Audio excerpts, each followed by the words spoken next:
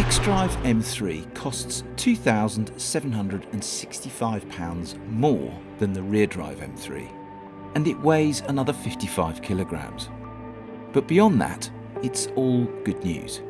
Very good news. With a brilliant new all-wheel drive system that varies torque flow constantly between and across the axles, the xDrive M3 has phenomenal traction and grip, maximised in this instance by a set of factory-fit Pilot Sport Cup 2 tyres. And if you stick it in four-wheel drive sport mode, then turn all the other electronic systems off, it is very quick indeed around a track. How quick? Let's see.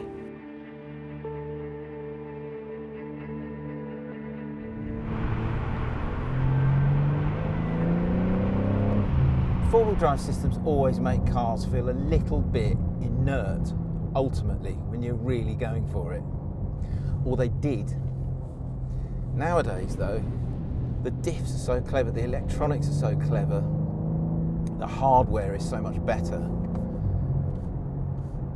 that sticking four-wheel drive in the new M3 hasn't transformed it, but it has kind of calmed the whole thing down a bit, because it is quite a wild animal, the rear-wheel drive M3.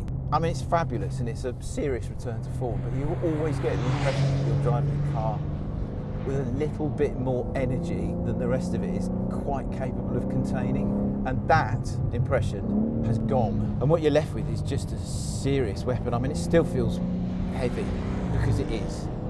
But with four-wheel drive, you can just bury the throttle that much earlier and that much deeper, and with that much more confidence on the exit and even at the apex of every corner. So just to talk you through the settings, I've got everything into as max as it'll go. So Sport Plus for the transmission and the Sport Plus for the brakes, just everything dialed up to 11. And I've got it in four-wheel drive Sport. But I've got all the ESC and the traction control switched right off. The four-wheel drive Sport system is great, because it just constantly puts as much to the back as it possibly can. And then when it detects that you've got too much energy going through the rear tyres, it puts some to the front and kind of doesn't pull you straight, it actually allows the car to still sit as a rear-wheel drive car would, but with more traction. It's a right piece of work, I promise you. Try and demonstrate it through this corner. So, as you can see, I've absolutely given it full beans in fourth there, and it's because the Michelin Cup 2 tyres are still cold, it's lit that outside loaded rear tyre right up, so you get a gobful of oversteer. But with the gobful of oversteer, you've also got the front tyres doing this, so you're actually going down the road pretty fast. In the rear-wheel drive car, you just have to come away from the throttle. I kept it absolutely nailed then. Honestly, if you're going to get yourself an M3, this is the one to have. It's the one I'd have. Didn't think I'd say that once, but yeah, a four-wheel drive M3 is definitely the M3 to have. Right, let's put the lid on and find out just how much quicker it is than the rear-wheel drive car. I predict at least a second and a half. So traction control off, four-wheel drive Sport on, and with the Cup 2s all nice and toasty, here's the lap.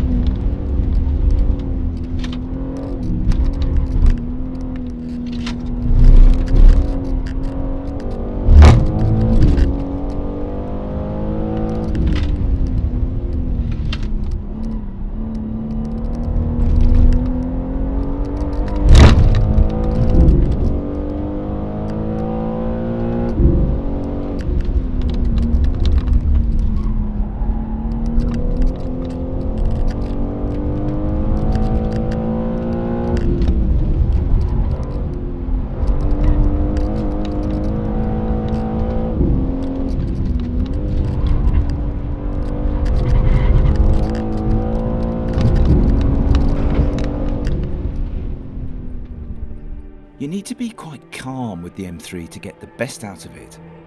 Try to muscle it round and it's fun, of course it is, but it's also very easy to get out of shape in if you've got everything switched off, and then the time just disappears.